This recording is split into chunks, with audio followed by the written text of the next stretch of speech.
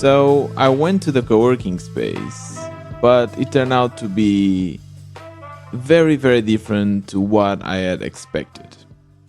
Hello, welcome to another episode of The Wannabe Entrepreneur. My name is Tiago, and this is the episode where I share about my week.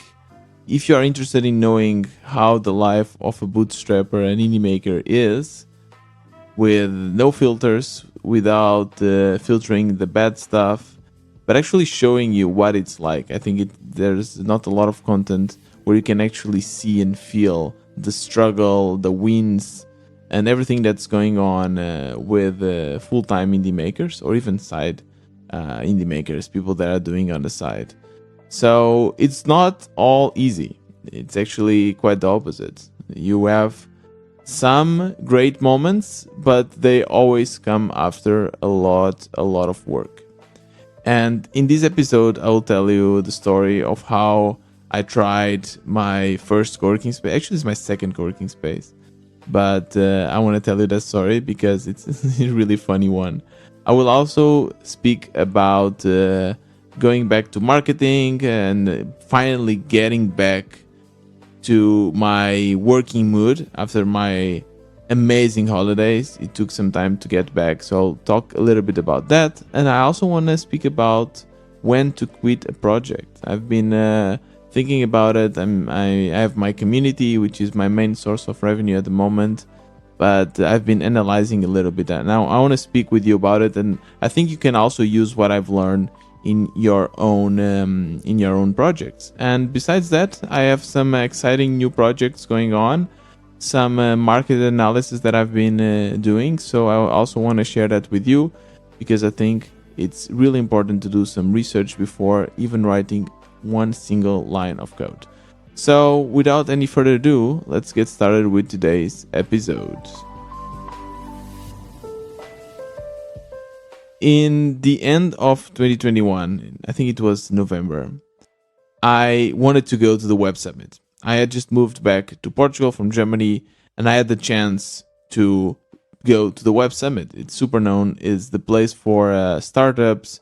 And since I had my podcast, I was a full-time entrepreneur, I thought it was the perfect occasion to actually go and meet other bootstrappers. Back then, I also had my project Change It, so I thought, okay, maybe I can even meet some people also in the area of sustainability. I can get great feedback and maybe even some potential investors or partnerships. So I tried to get some tickets, and if you remember correctly, I was able to get a beta ticket, which is basically a ticket for startups. So I participated with Change It, I got it, and it was actually not a bad deal. I got 3 tickets and for the price of one, actually. And I could sell the other 2. And I even had a booth. So in one of the days I could present my company. So it was a good deal, but then I asked around. A lot of people told me that it was still not worth it. So I thought, okay, maybe I can get a ticket for free, because here in Portugal, a lot of people win these kind of tickets. And I was checking out on Twitter, and finally the occasion came. I just saw that someone was giving tickets away. I think it was the account on Twitter, the Tourist in Portugal account, something like this. And to participate was really simple. You just have to pitch an idea for sustainable tourism in Portugal. And I just gave a very, very simple idea. I told them that I wanted to create the Uber of sailing. I remember with my interview with Michelle that the best way to explain some idea to potential investors is to compare with something that they already know it makes money. So I just thought, okay, the Uber of sailing, and I didn't have to say much more. I got the prize. I really believe that not a lot of people participated, so that's why I got it. But I was super happy. I got 2 tickets to the Web Summit plus 1 month in a co-working space. Later I realized that the tickets I won was not for 2021 but for 2022, so I ended up not going to the Web Summit. But this year I'm there, baby! I got my tickets! Yeah!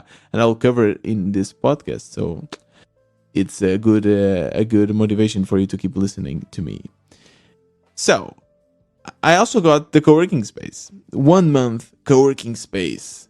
I could just go there for 1 month, meet people, work there. And co-working spaces, they are not cheap, right?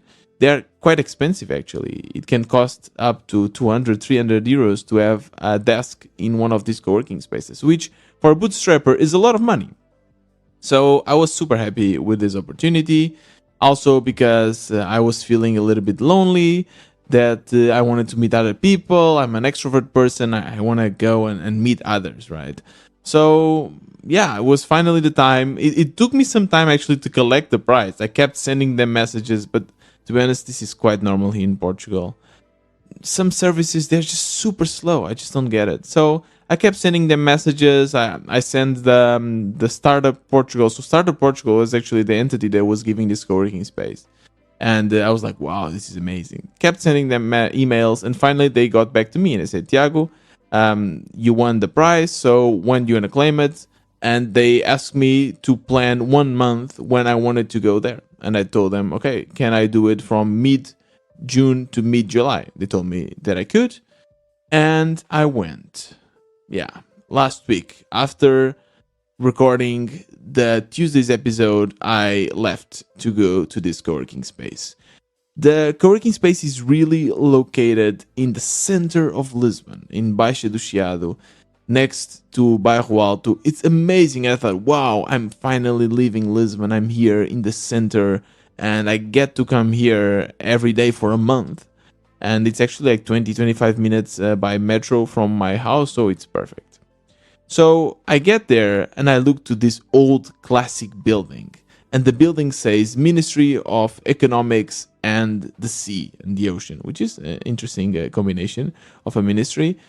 And I get in, and it's super classic. There's the reception, and I ask where is the Startup Portugal, and they point to a door.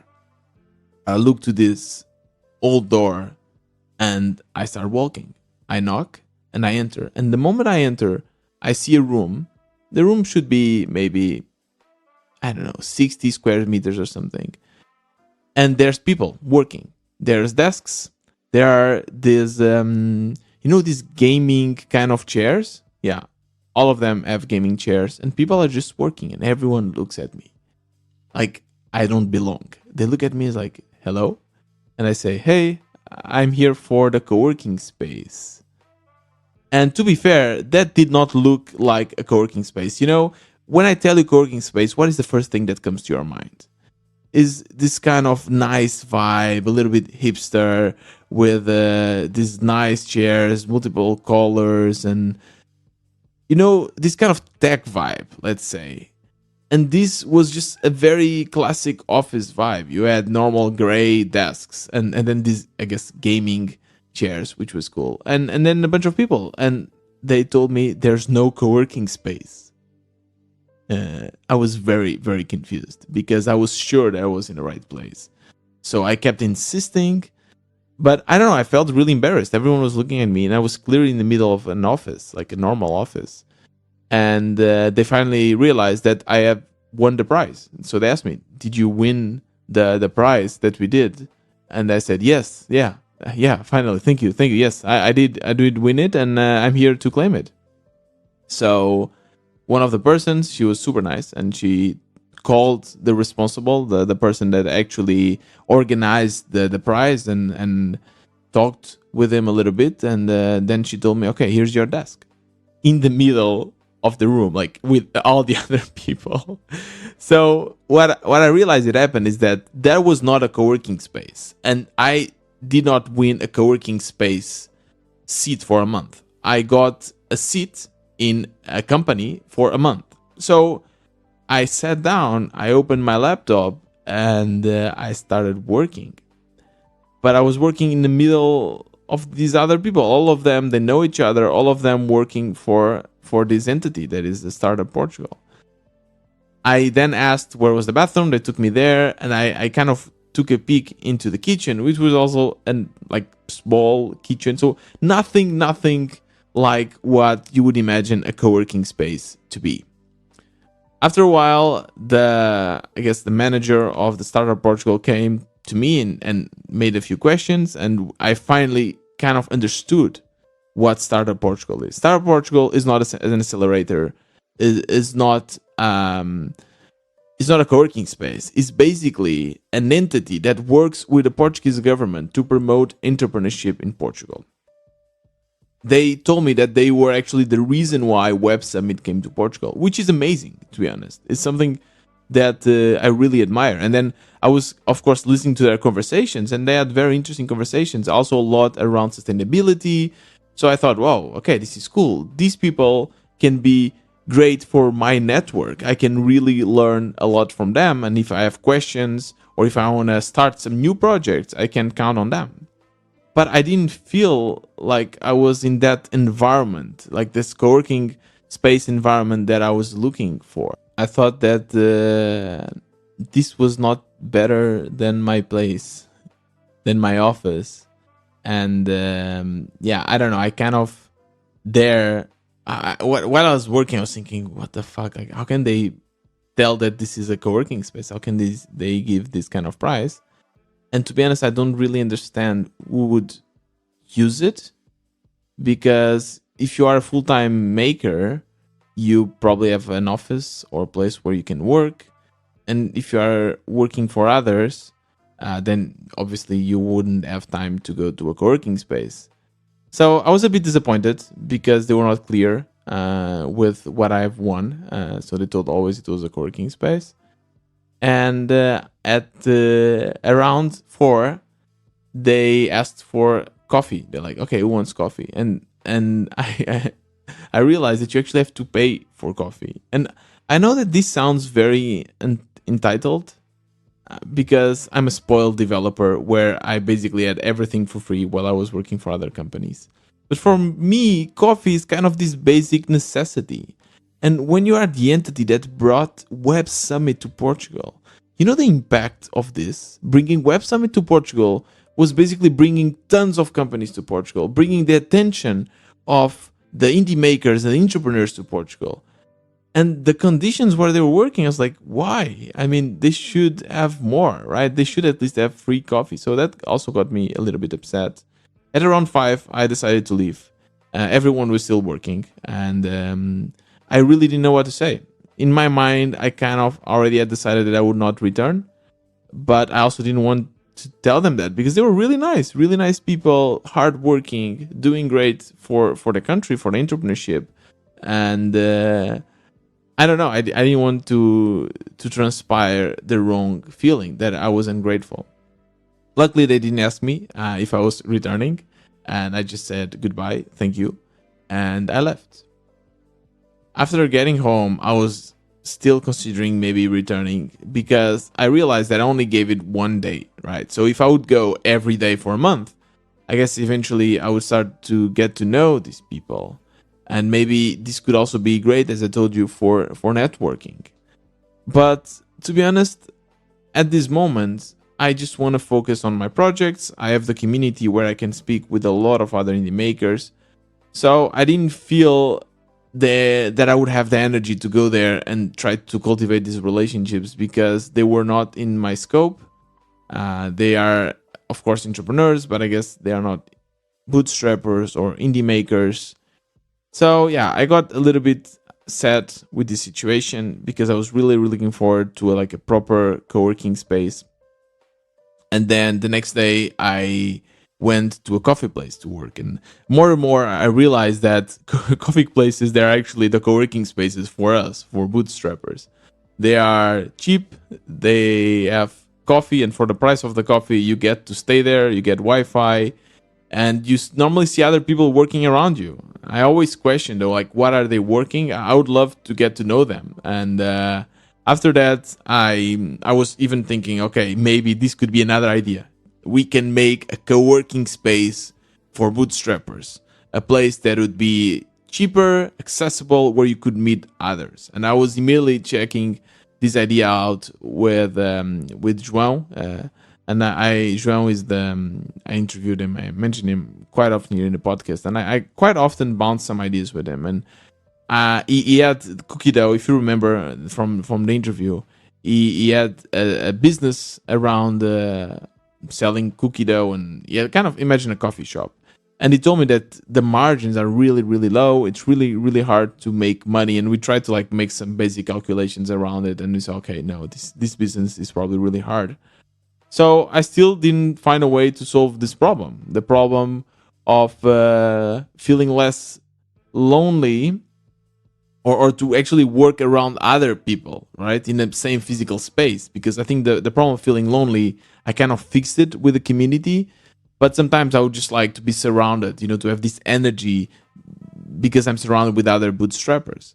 What I end up convincing myself is that once the community grows, we'll have multiple people in basically all around the world, and you can start meeting them, right? We'll have multiple people in Lisbon, in Berlin, in Singapore, in Los Angeles, and people can meet other W members, go to coffee places, and work, each one of them in their projects, but they are together, and then they can, of course, support each other. So that was my adventure around the co-working space. This was on Tuesday. After that, I think I told you also in the last episode that I've been thinking in other businesses and other audiences, something completely different. And you know that I love sailing. You know it. And there's also a big problem that I have here in Portugal that I still haven't solved it, which is I want to sail more, but I don't have a boat. And renting a boat is extremely expensive. I think that we can do better. I think that we can have more boats that are rentable and they are cheaper. So I had this idea of creating a company where we would rent boats. And of course, I wouldn't have the money to buy the boats in the first place, so I could just rent people's boats. And this is what they do in Croatia. This is what they do in Greece. This is what charter companies do a lot. They have companies that are private owned, and these owners, they give it to the company so that they can make some money out of it, and then they share the profits. So I thought maybe this is a good idea. And I started doing some market research. I started bouncing ideas a lot again with João, and I started really asking people. I reached out to people that have boats that I know, and I started asking a few questions if they were willing to rent their boat, if this is something that they will be comfortable with, what conditions would I need to offer for them to be comfortable with that situation. And it was really nice. This is something that I think everyone should really do. You should have your audience, and you should get to know them and understand what are their problems and what they are willing to pay for. And it's a bit awkward though.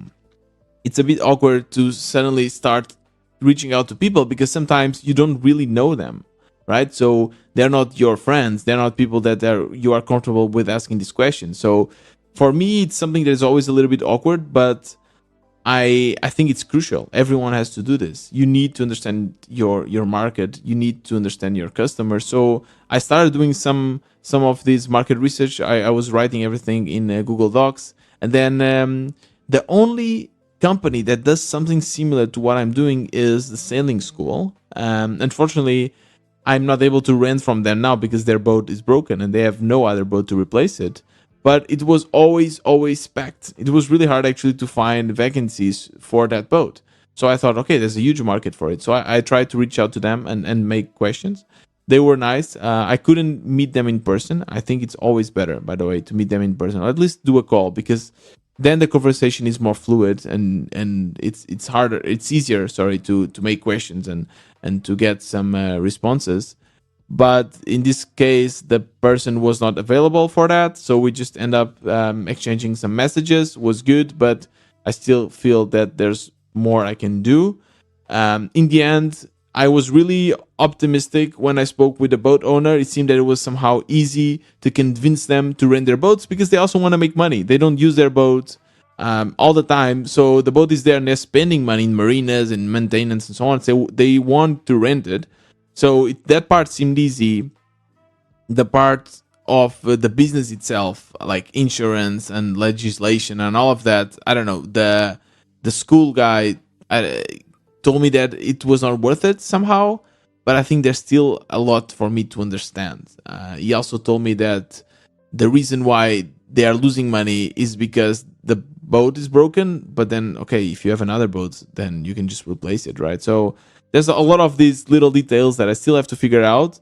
But to be honest, I'm still not sure if I'm ready to take on this challenge, because it's such a different kind of business, isn't it? Like I'm more used to these web businesses and something that I can do from my office, from my home, and having this different kind of business, the business of sailing, where I would need to go there, I would need to rent. There's more responsibility, right? Because people get injured while sailing and stuff like that. So there's a lot of variables involved that I'm not comfortable with. So I'm also trying to figure out if this is something that I really want to get into.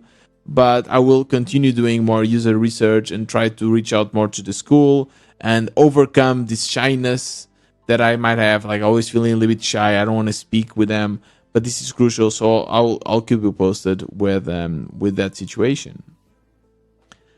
And this was kind of midweek. Then more towards the week, I basically, once I came from holidays, right? I told you that I felt the lack of motivation a little bit in all aspects of my entrepreneurship life. I felt that, I don't know, I felt discouraged about the community, about the podcast. I didn't get many interviews going. So it took me some time to get back into the flow. And it's funny even because I was chatting with Max 2 days ago, and he told me the same thing has happened to him. He is a member of the community and he has been a little bit out for a while. And now that he returned, he says like it's taking a while for me to get back into the flow. So apparently this is normal. It makes sense. I mean, your brain goes to a completely different area. It completely disconnects. So you need some time to get into the flow. Actually, the same happens when you get into holiday, right? That you need some time to get into holidays. And I feel that I'm back now. I feel that I have a lot of energy. And I started rethinking stuff, right? So if you listen to my last episode, the episode I released on Thursday, since I don't have interviews and I don't have like kind of the motivation to schedule them, I will still schedule some interviews, by the way, but not with the same frequency. I thought, okay, let's do some analysis. Let's go back to older interviews and try to find patterns. So I released that episode that people really liked, and I also really like to make it. I felt a lot of energy, a lot of motivation, so I will keep doing that. And I got back to marketing. I got back to basically every day waking up and replying to all the indie hacker questions. So the website indie hacker questions, and always plug my community there. And I started to get users again. I started to get about 50 to 70, 80 users, target users per day coming to my website. So I was feeling, okay, this is cool. Something is working. But then not a lot of new people were actually joining the community.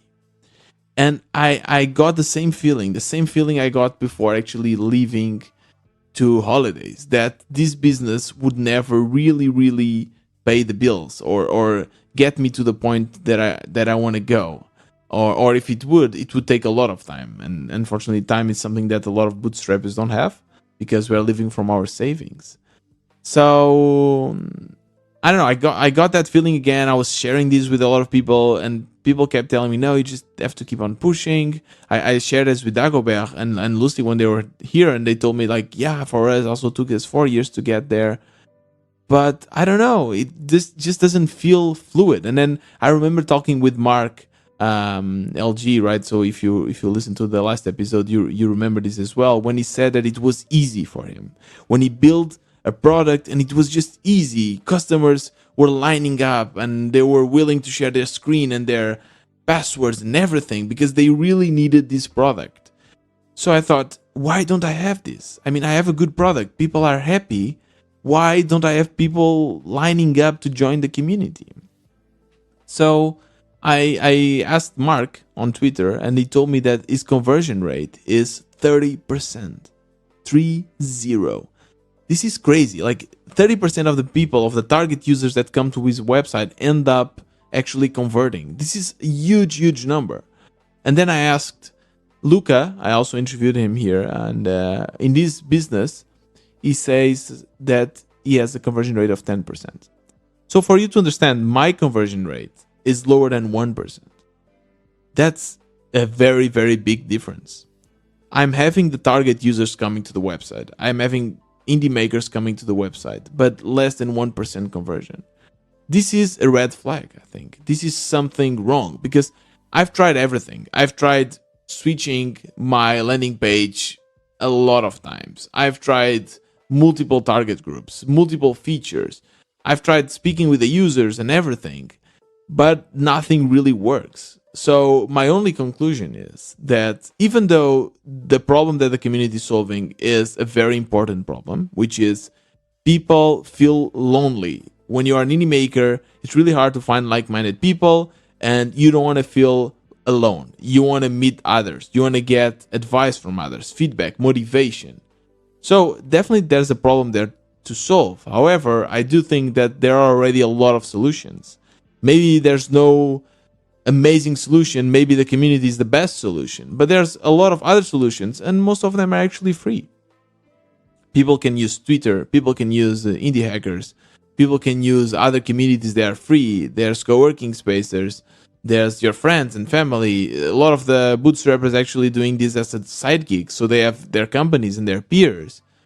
So that's kind of what I realized, that maybe there is a problem. Maybe the solution is the community. However, there's also a lot of other solutions, and that's why the conversion rate is so low. So I don't know. That day I felt a little bit down. I felt that, okay, maybe this will not work. And I started rethinking. It's okay. It's okay if this doesn't work, because I still have this audience. I still have my indie makers audience that I really, really enjoy. I understand their problems. I understand what's the lingo, how to communicate with them. So it's just time for me to go back and start something new. The community will still exist and hopefully will still grow, not at a very rapid pace, because that is obvious. But it's okay. It's still there, still growing. I will still maintain it. And I'm really happy to use it myself, to be honest. Like, a lot of my friends are there. My indie maker friends are there. And I get a lot of energy from them and support and feedback and everything. But I'm thinking on other ideas. And I even a little bit embarrassed to say this, but I will try an info product. Yeah, an info product. And hopefully you will not hate me. Because a lot of people are like, oh my God, first you try community, now an info product. You didn't even made it with a SaaS or something, and now you're trying to teach others how to do it. But hear me out. I've interviewed so many people, right? I've interviewed more than like 50 entrepreneurs, indie makers, people that have succeeded and people that have not succeeded. I've found a lot of different patterns. Besides that, I'm also doing this for a year, and I've met a lot of other makers that are doing their projects in the community, on Twitter. So I think I came up with a way to launch products and make money from these projects. Of course, I cannot tell you that I will help you get to ramen profitability, because I haven't done that myself. But I really believe that I can help you at least to reach your first bucks online. I can, because I know how to do it. I've done that with multiple projects already, and I've interviewed a lot of people. I think I have the framework that a lot of people need to follow to reach that. And it's not an intuitive framework. Like, to be honest, when I first started my journey, when my first episodes, I didn't know it. I learned it on the go. I learned it with the other bootstrappers. And now I gathered everything step by step on a Notion page, a very interactive Notion page that you can just use. And you can either use for new ideas or even for your current ideas. You can just get your current ideas and fill in all the spaces, all the blank spaces that I have in the Notion page. And I'm sure that this will really help you understand where are the potential flaws and why you are not making money. So I thought, okay, I want to do this because it's solving a problem, which is the problem of making money online. There's a lot of bootstrappers, but the percentage is actually making money, it's so low. I just did a poll on Twitter that got more than 80 votes, and about 50% of the people that voted are making less than $10 MRR. $10. I mean, I think I can get you to $10. I'm able to get to $10, so I think I can. If you work and if you follow a certain structure, I think everyone can get there.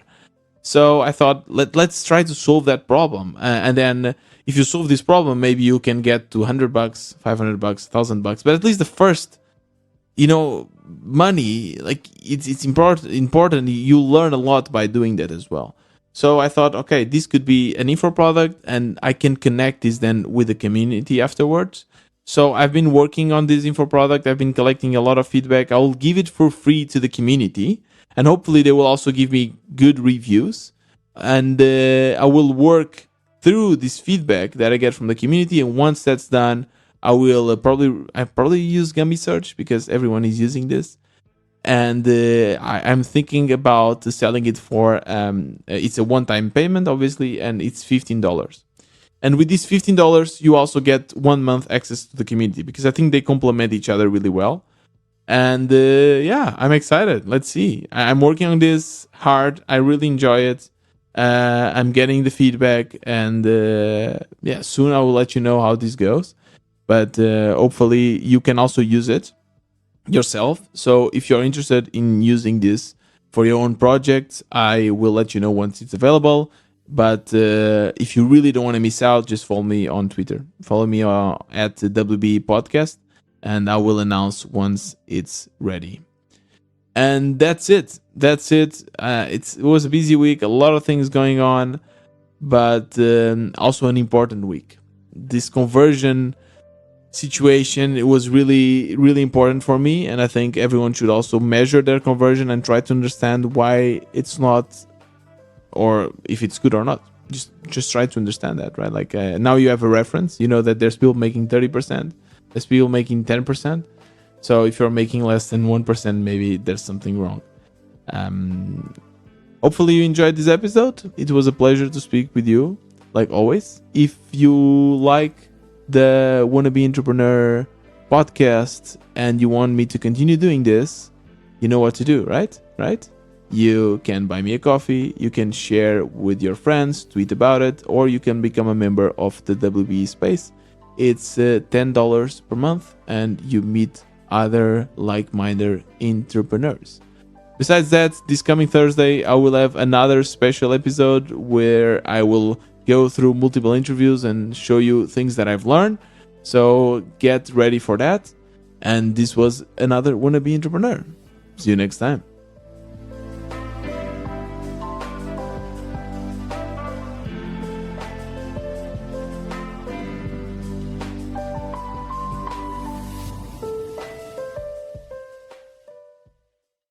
By the way, the people in Startup Portugal were really nice. I don't have anything against them.